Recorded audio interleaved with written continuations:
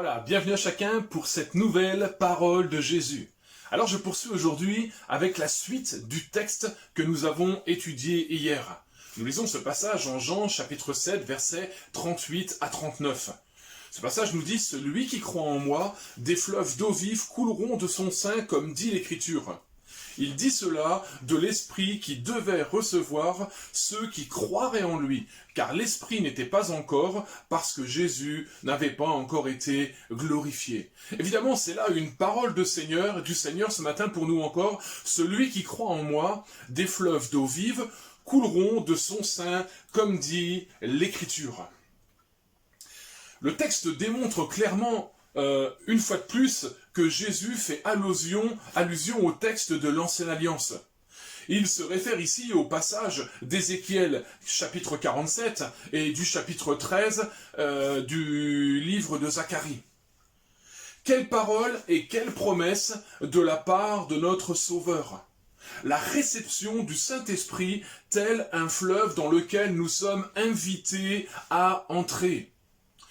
Jésus le dira à ses disciples, « Et moi, je prierai le Père, et il vous donnera un autre consolateur, afin qu'il demeure éternellement avec vous, l'Esprit de vérité que le monde ne peut recevoir, parce qu'il ne le voit point et ne le connaît point. Mais vous, vous le connaissez, car il demeure avec vous, il sera en vous. » Jean chapitre 14, versets 16 à 17. Christ a fait la promesse de nous envoyer son esprit pour nous conduire, nous équiper, nous transformer selon ce qu'enseigne l'Écriture, la Bible. La réception du Saint-Esprit est la source de la vie spirituelle et éternelle. Avant son ascension, Jésus dira encore à ses disciples, « Cependant, je vous dis la vérité. Il vous est avantageux que je m'en aille, car si je ne m'en vais pas, le Consolateur ne viendra pas vers vous. Mais si je m'en vais, je vous l'enverrai, et quand il sera venu, il convaincra le monde en ce qui concerne le péché, la justice et le jugement. » La réponse à cette promesse, la venue du Saint-Esprit, s'est produite à la Pentecôte, soit environ 40 jours après. Et ce que Jésus avait prédit arriva. Ce jour-là, quelques 3000 âmes furent convaincues du péché, de la justice de Dieu et du jugement éternel, ce qui les pousse à tous à se repentir et à faire la paix avec Dieu en acceptant l'œuvre expiatrice de Jésus-Christ. Oui, l'œuvre du Saint-Esprit n'est pas de condamner, mais de convaincre l'homme qu'il a besoin d'être sauvé de son état de pécheur qui le sépare de Dieu. C'est ce même esprit d'ailleurs qui a, rappelons-le, dirigé la rédaction de la parole de Dieu à seule fin qu'à sa lecture. L'homme de toute génération, vous et moi et ceux qui nous entourent, comprennent qu'il a besoin d'être sauvé, qu'il a besoin d'un sauveur et que ce sauveur s'appelle Jésus-Christ.